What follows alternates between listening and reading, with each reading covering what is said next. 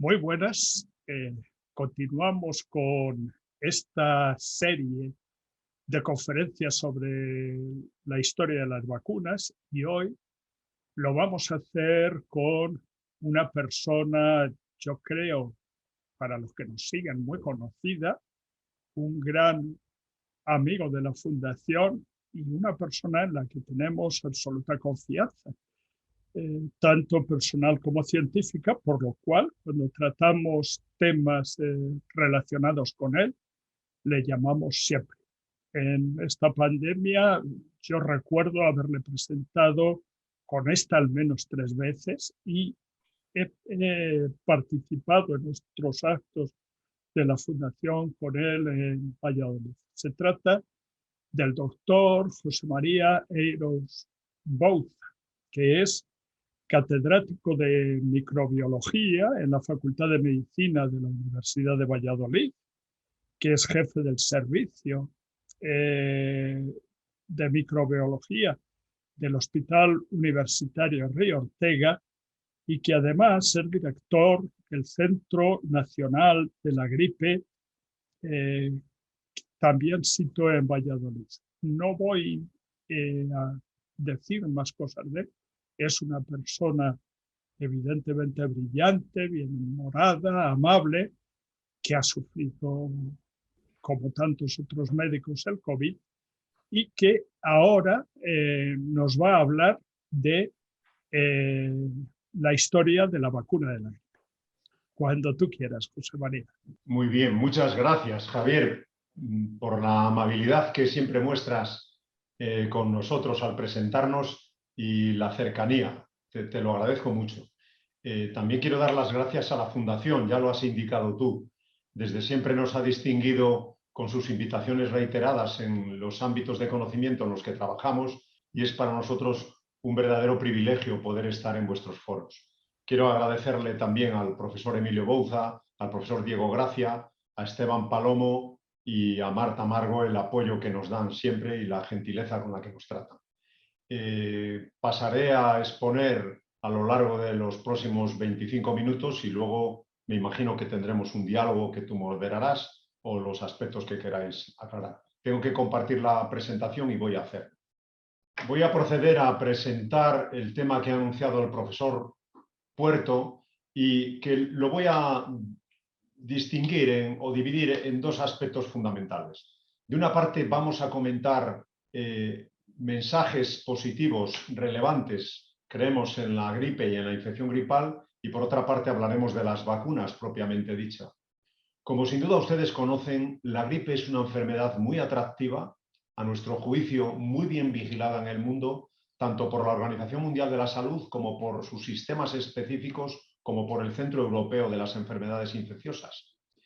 El objeto de estudio se representa esquemáticamente en esta imagen, son los virus de la gripe. Conceptualmente tienen un genoma segmentado que en los tipos A y B son 8 segmentos, en los C y D un número menor, 7, que están envueltos por un cápside proteico y una membrana de envoltura cuyos elementos estructurales más importantes son neuraminidasa y hemaglutinina. Dentro de la familia Orthomyxoviridae, cuya etimología habla de la afinidad por el moco de estos virus, existen 7 géneros y de ellos 4 especies tipo de virus gripales que afectan al ser humano. En la imagen se intenta representar a la derecha que este ser humano y el ganado porcino constituyen auténticos vasos de mezcla antigénica para los virus de la gripe, cuya pléyade de especies que infectan en el planeta es tan amplia como lo que puedan ver. Destacamos las aves y algunos mamíferos peridomésticos. Y también significamos en la parte izquierda este aspecto de los diferentes segmentos genómicos que les avanzaba y que la gripe nunca es igual. No hay 2 temporadas de gripe iguales. En un concepto muy en boga, como introducía al principio el profesor Puerto, de la genómica a la transcriptómica y a la proteómica, únicamente destacarles que los distintos tipos de virus de gripe codifican proteínas diferentes con diferentes genes. Y lo relevante para el ser humano, hablando de vacunas, es que existen 18 tipos de hemaglutininas y 11 tipos de neuraminidasas hasta el momento. Fíjense, a nosotros nos resulta muy intuitivo entender que cada año los virus de la gripe, merced a la replicación de las ribonucleoproteínas víricas, ejercen un fenómeno que llamamos de deriva antigénica habitual. ¿Por qué? Porque la polimerasa de los virus introduce mutaciones, ahora que están en boga, en todos los genes de manera permanente. Y eso hace que cada año circulen en nuestro mundo lo que llamamos variantes menores. No es igual el virus que empieza a circular, por ejemplo, en Gerona, en Tarragona o en Barcelona a principio de temporada y el que sale, poniendo un ejemplo geográfico, de la península ibérica por Portugal o por Galicia al final de la misma. Ocasionalmente, sin que sepamos todavía predecir cuándo, ocurre el fenómeno que les muestro en la imagen, y es que algunos animales que hemos avanzado actúan como vasos de mezcla antigénicas para que los virus puedan recombinar segmentos enteros de su genoma y, en definitiva, den lugar a variantes mayores que ocasionan pandemias. Fíjense, es muy intuitivo entender que, hablando en mayo del año 2021, cabe retrotraerse a la última temporada de gripe que vivimos y que coincidió con la aparición de la pandemia de SARS-CoV-2, y en la región europea se vio bruscamente interrumpida la circulación de los virus gripales a finales de febrero del año 2020. La OMS instó, y así lo hizo, a centros como el nuestro, como ha avanzado en su presentación el profesor Puerto, que es uno de los centros de los 3 que tiene la OMS en España para vigilar la gripe. La OMS les decía, instó y recomendó que durante el verano continuáramos con la vigilancia de los casos de gripe. Nosotros modestamente nos hemos posicionado en algunos foros especializados diciendo que hay que tener cuidado con desvestir a un santo para vestir a otro, que en inglés se traduce como ustedes ven, haciendo una llamada a la vigilancia de la gripe aún en la pandemia de SARS-CoV-2. De hecho, los datos genéticos de los virus se utilizan junto con su caracterización antigénica para programar la vacunación que todavía es anual y que se efectúa en el año siguiente. De esta manera, los virus que circulan son incluidos en la vacuna que se recomienda en cada uno de los hemisferios para emplear en la temporada que sigue a la circulación previa de los virus, y puede ocurrir que durante el transcurso de una temporada haya que modificar la composición de las vacunas. Esto no es muy conocido por el público en general, pero sí por los especialistas, y únicamente alude a la gran deriva que tienen los virus de la gripe. Es más, en el contexto de la pandemia hemos visto cómo se ha mermado la actividad de los virus gripales, y este es un problema que vamos a afrontar de cara a la temporada 2021-2022, donde tenemos poca información de lo que ha circulado. La OMS, fiel a su compromiso, a finales de febrero del 2021, publicó la recomendación de la composición de la vacuna antigripal, que es el tema que nos compete hoy, y básicamente en las vacunas trivalentes se continúa incluyendo un linaje de virus B del que no les he hablado, que es el linaje Victoria. Los virus B tienen 2 sublinajes, Victoria y Yamagata. Eso en las vacunas trivalentes. En las tetravalentes, como ven ustedes a la izquierda, se han incorporado tanto el linaje Victoria como el Yamagata, y por supuesto 2 subtipos de virus circulantes, un H1N1 y un H3N2. Nuestro grupo tiene cierta trayectoria muy modesta, pero muy continuada, desde hace 2 décadas, posicionándonos en el estudio de las vacunas prepandémicas, en la evaluación de la vacunación aplicada en nuestra población, también en un tema muy interesante que es modelizando la ocurrencia de efectos adversos de vacunas, valorando la propia efectividad vacunal en las cepas de temporada y en respuesta heterotípica a virus circulantes previos, y en un colectivo muy interesante para nosotros, Castilla y León, la región más extensa y más envejecida de Europa, que es en la respuesta de la vacuna en los mayores frente a los adyuvantes vacunales que intentan potenciarla. Como les avanzaba, junto con Barcelona y Majadahonda formamos parte de la red de la OMS, seguimos los modelos clásicos del Weekly y editamos desde hace 27 años nuestra propia información, y únicamente cuando se nos da oportunidad reflexionamos y barremos para casa en el sentido de implementar cultura en estrategias diagnósticas, que pasa por dedicar personas y medios, por tener proximidad con los clínicos y por integrarnos en criterios racionales de asistencia, de salud pública y vigilancia, siempre desde la óptica de la eficiencia y de la transparencia.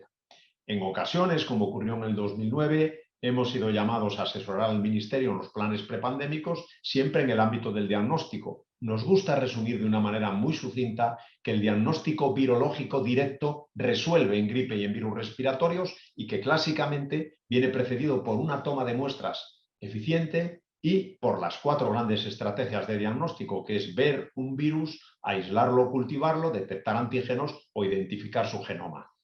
Así lo hemos hecho durante las 2 últimas décadas y únicamente para concluir la parte inicial, quiero manifestarles que como en toda enfermedad infecciosa hay 2 protagonistas en la gripe.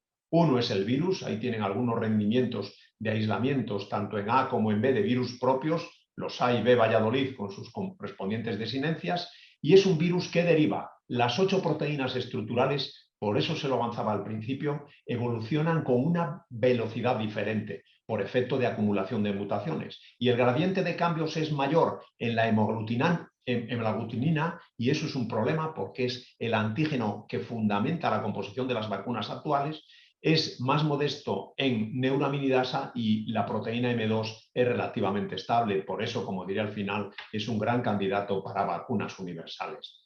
Además, el virus puede reordenarse con otros procedentes de otras especies animales y, en segundo término, además del virus está el huésped. El huésped exhibe patrones celulares diferentes porque somos fruto de nuestro HLA y además en función de cómo se ha manejado el huésped en una planta de hospitalización o intubado, la carga viral que exhibe en la faringe es diferente y así lo hemos estudiado en el seno de nuestro grupo. Bien, la segunda parte, que será también breve, es aludir al tema que me encargaba el ciclo que modera el profesor Puerto, que es qué contarles a ustedes de la historia de las vacunas antigripales. Fíjense, desde el lejano 1954, la OMS tiene un programa internacional de vigilancia en gripe asentado en 145 centros en todo el mundo que se dedica solo, pero no es baladí la tarea, a caracterizar virus gripales. Existe una unidad de enfermedades víricas en Suiza, en Ginebra, que hace la propuesta de las cepas vacunales en febrero, como les he contado, para el hemisferio norte, en septiembre para el hemisferio sur, y contribuye a la génesis de conocimiento para que las compañías farmacéuticas elaboren semillas para la producción de vacunas. Si tuviera que poner una diapositiva de toda la historia, esto es de un prestigioso texto en gripe, pues la gripe empezó a manejarse con vacunas monovalentes en los años 30, en los 40, como ven en rojo a la izquierda, se diseñaron las primeras bivalentes, donde además del virus A, H1N1, se incorporó el B. Con posterioridad, ya en la década de los 70, se incorporaron las vacunas trivalentes, donde se añadió al H1N1 otro tipo de virus de la gripe A, el H3N2, y más recientemente, ya en este siglo, se han apostado por vacunas tetravalentes. Quizás todo el conocimiento de las vacunas en gripe pueda resumirse en esta diapositiva, la comentaré con detalle, pero no les quiero aburrir. Los tipos de vacunas antigripales son básicamente con virus enteros inactivados, muertos, con virus fraccionados mediante detergentes, con antígenos de superficie o vacunas de subunidades en las que destaca la hemaglutinina y, muy interesante, conocer que existen algunas modificaciones que optimizan la respuesta inmunitaria, que favorecen cómo el huésped responde. Por ejemplo, hay vacunas adyuvadas, ahí tienen 2 adyuvantes, las hay envueltas con virosomas, las hay con algunas vías de administración que potenciaban respuesta inmunitaria también de un tipo muy inmediato e innato, como es la vía intradérmica, y las hay de alta carga antigénica. Ya les he contado que las hay trivalentes y modernamente tetravalentes, todavía conviven las 2 estrategias, y hay también vacunas vivas atenuadas intranasales que se instilan en la nariz, en el área nasofaríngea. Los mecanismos de producción son globalmente 3. Producción en huevos de gallina embrionados, producción en cultivos celulares y producción por métodos genéticos, entre los cuales entrarán en boga enseguida los métodos basados en ARN. Esto es básicamente lo que hay que conocer de los tipos de las vacunas de la gripe.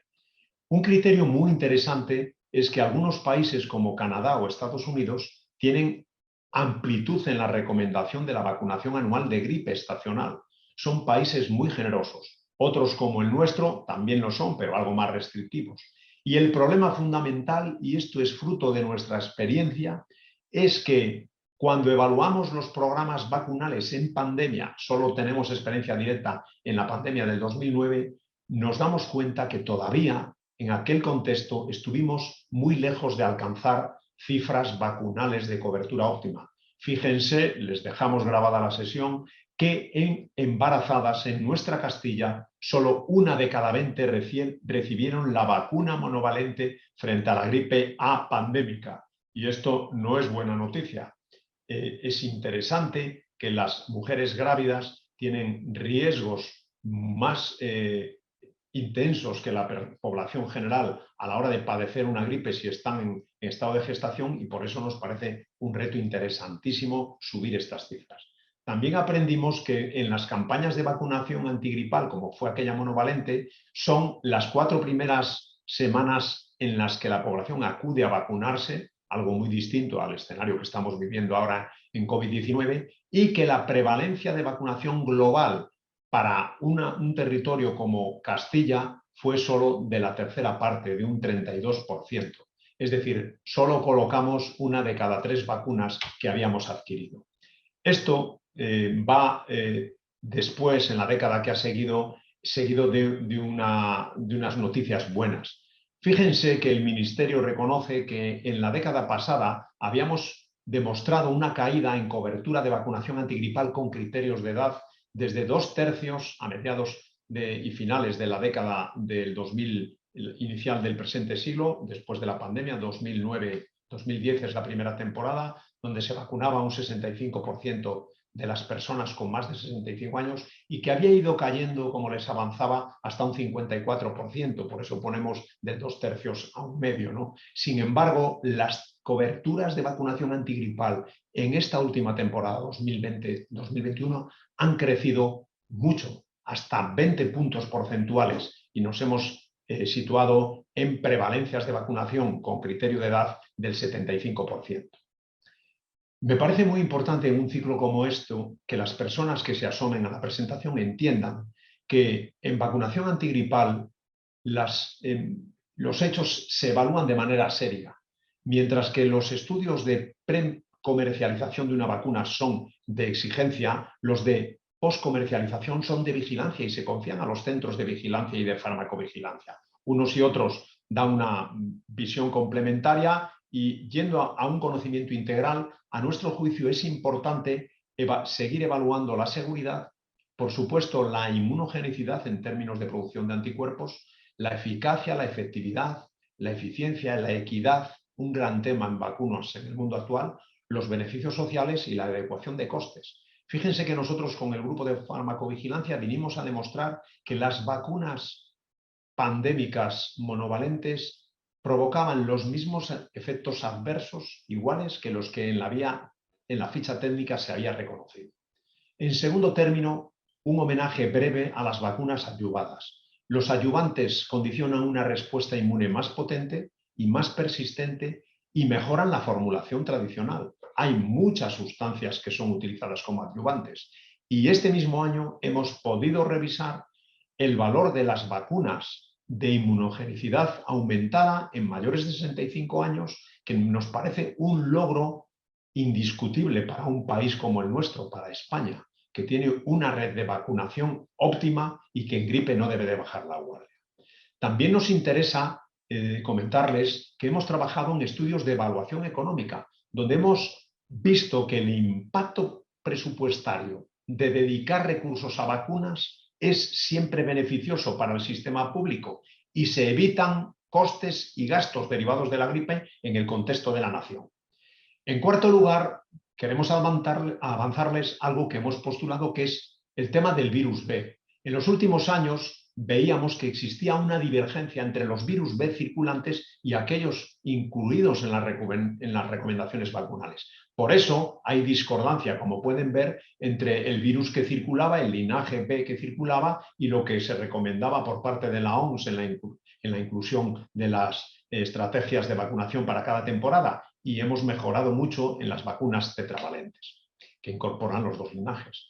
En los aspectos de producción, nos parece muy importante destacar que los que ya vamos acumulando experiencia hemos pasado del cultivo en huevo a el cultivo en líneas celulares. Las líneas celulares asemejan mucho más lo que ocurre en la infección natural en el ser humano, son menos restrictivas para muchos tipos de virus y realmente son una opción de futuro, sobre todo con virus H3.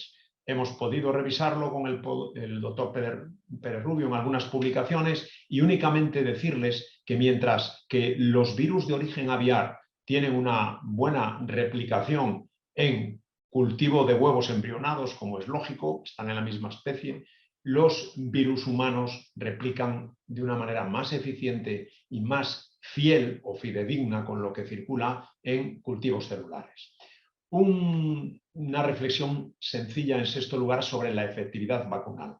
Fíjense, es importante decir que en los últimos años han proliferado los metaanálisis y las revisiones sistemáticas sobre la efectividad vacunal y globalmente, con independencia de los factores que se consideran, no es superior al 65%.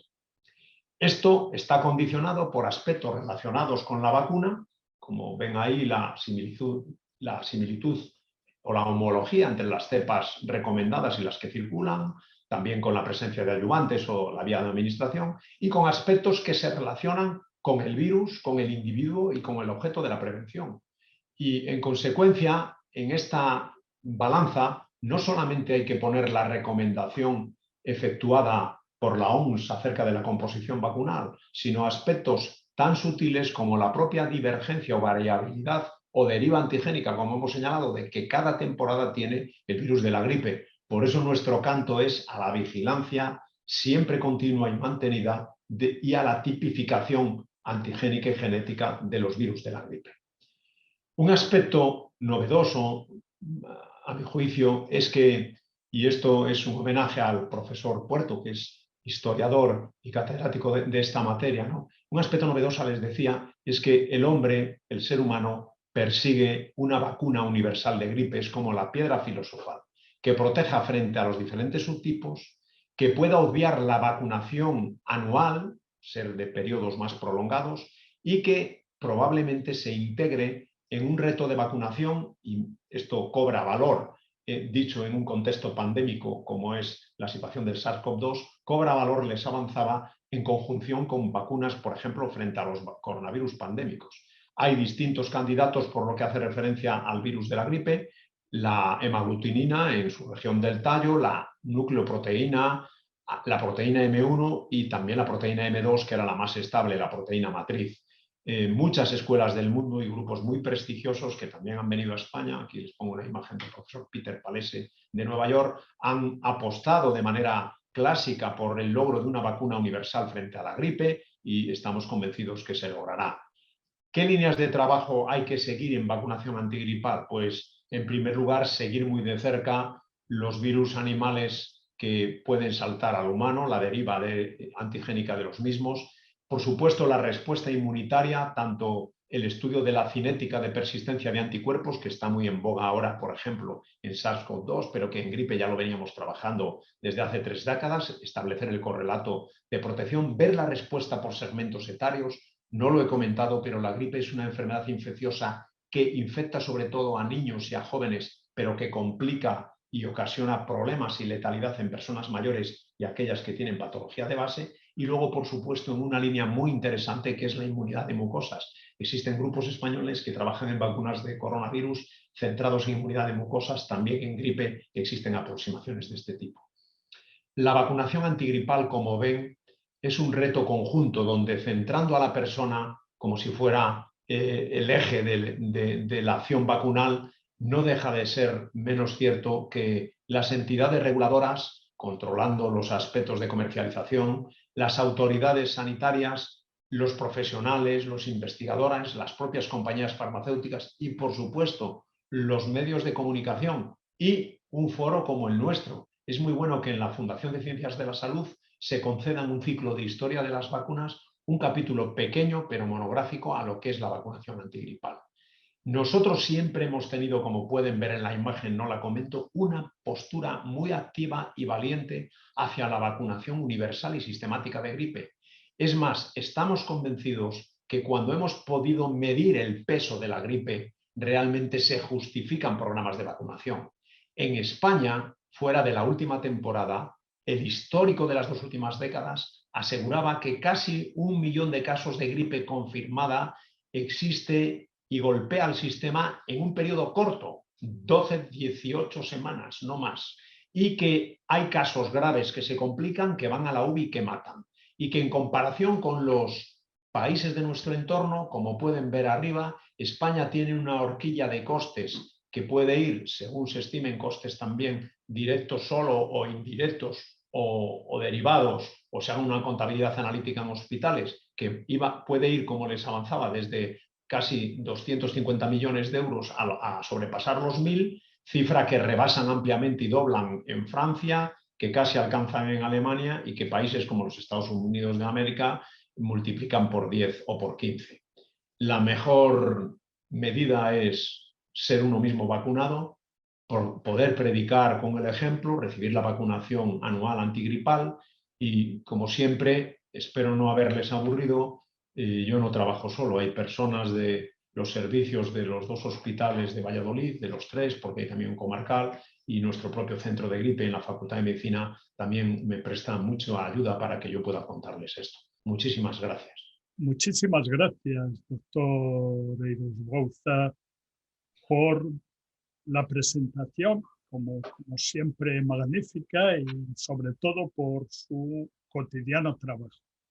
En este ciclo no hacemos preguntas, lo cual es una auténtica pena. Entonces, solo me queda de nuevo agradecerle su presencia, felicitarle por su conferencia, y se me ha olvidado, dirigido a las personas que nos pueden ver, que el doctor Eiros, junto con 2 compañeros, es también autor de un texto muy interesante sobre la epidemia de gripe del 18 y que lo pueden encontrar y que es de una lectura francamente interesante, amena y explicativa de muchas cosas.